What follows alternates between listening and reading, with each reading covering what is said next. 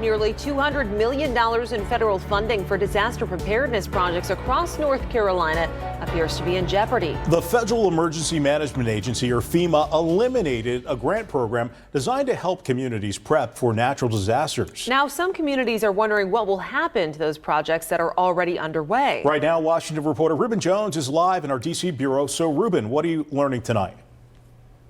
Well, Mike and Brittany, we first broke this story online after North Carolina's Emergency Management Agency told us the elimination of disaster preparedness program could cost North Carolina around $184 million.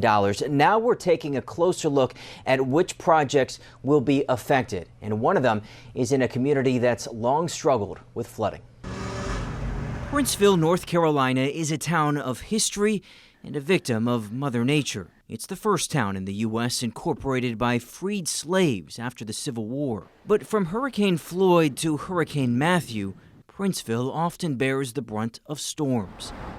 The town sits in a bend in the Tar River and is incredibly prone to flooding that damages homes. Where most people would think just a normal rainfall, here it's a life and death. It's why the town is building new infrastructure, including 50 homes for low-income residents displaced by previous flooding. In 2020, the Federal Emergency Management Agency awarded the town around $10 million to elevate the land set aside for the new housing to eliminate the chance of flooding. This is not something that we would like to have. This is something that we need to have. But the project is in jeopardy after FEMA last week ended its disaster preparedness grant program known as BRIC. The Trump administration said the program was, quote, more concerned with political agendas than helping Americans affected by natural disasters. North Carolina Emergency Management says the decision could cost the state around $184 million. The state's list of projects that had been approved include everything from a $6 million project to protect infrastructure and restore a stream in Gastonia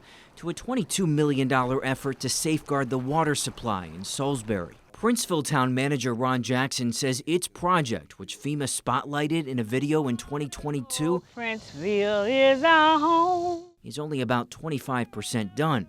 FEMA says grant money set aside but not yet distributed would be returned to FEMA's Disaster Relief Fund or the U.S. Treasury. Jackson says that would halt the Princeville project. The town would not have the resources to continue. I would hope that the decision makers would at least venture out and see the lives that they're going to affect. Spectrum News asked FEMA what happens to communities that are in the middle of completing a project that's already been awarded money by the FEMA BRIC program, which was started under the first Trump administration.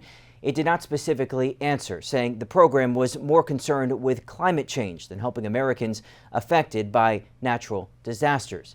But the Princeville town manager says its project was directly benefiting people displaced by a natural disaster. In Washington, I'm Ruben Jones, Spectrum News.